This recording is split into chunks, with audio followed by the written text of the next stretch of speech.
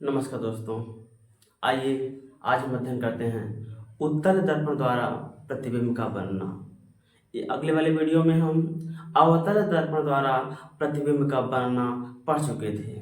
आज हम पढ़ेंगे उत्तल दर्पण द्वारा प्रतिबिंब का बनना।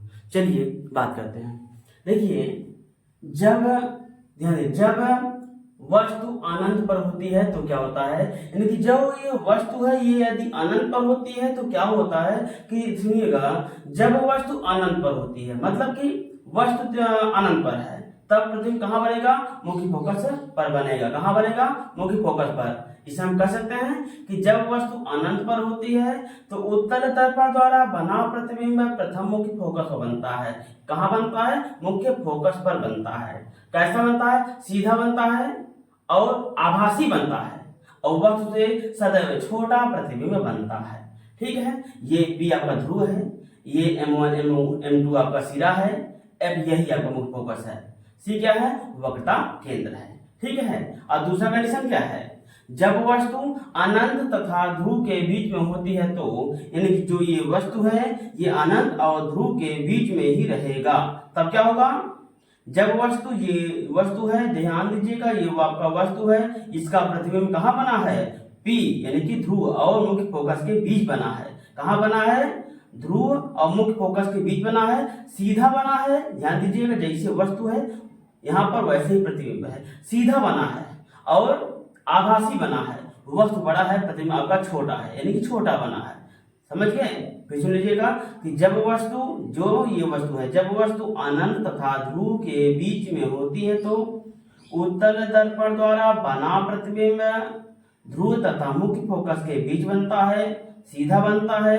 क्या बनता है, सीधा, आभासी, वस्तु से छोटा प्रतिबिंब बनता है। ध्यान देना, ये क्या है, वक्रता केंद्र है, ये क्या है, मुख्य फोकस, M1 M2 क्या है, सिरा है, ये वस्तु है, ये प्रतिबिंब है, ये क्या है, ध्रुव है। अब ध्यान दीजिएगा, उत्तल दर्पण का प्रयोग कहाँ होता है, उत्तल दर्पण का प्रयोग कहाँ होता है, तो ध्यान दीजिएगा, गली तथा बाजारों में लगे शेडों में, जो लैंप का शेड होते हैं जो गली और बाजारों में लगते हैं ताकि प्रकाश ज्यादा दूर तक जाए, वहां पर हम लोग उत्तल लेंस का प्रयोग करते हैं। और कहाँ उत्तल लेंस का प्रयोग करते हैं, हम लोग उत्तल लेंस का प्रयोग जो वाहन होते हैं, स्कूटर हो गया, बस हो गया, ETC जो वाहन होते हैं, जो हम लोग वाहन चलाते हैं, उस वाहन के दाहिने या बाएं तरफ या दोनों तरफ जो मिरर लगा होता है वह मिरर हमारा उत्तल दर्पण होता है।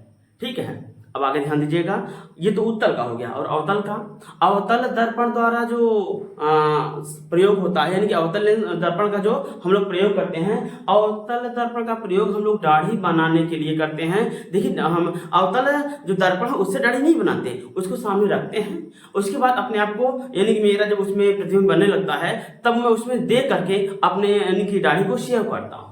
और उसके बाद क्या होता है बेटा, उसके बाद हमारा है निरीक्षण करने वाली बात कहाँ से आ जाती है, जो डॉक्टर होते हैं वह प्रकाश का रिफ्लेक्शन करके, प्रकाश का परावर्तन करके क्या होता है, गला हो गया, नाक हो गया, ठीक है ना, मुंह हो गया, ये या फिर दांत हो गया, इन सभी को क्या करते हैं, देखते हैं। ठीक है ना, क्या करते हैं, देखते हैं, इसी को कहते हैं निरीक्षण करना। ये यानी कि इसीलिए कहा जाता है ये डॉक्टर लोग इसका प्रयोग दांत, नाक, गला आदि के निरीक्षण करने में किया जाता है। उसके बाद इसका प्रयोग लैंप के शेडो में किया जाता है।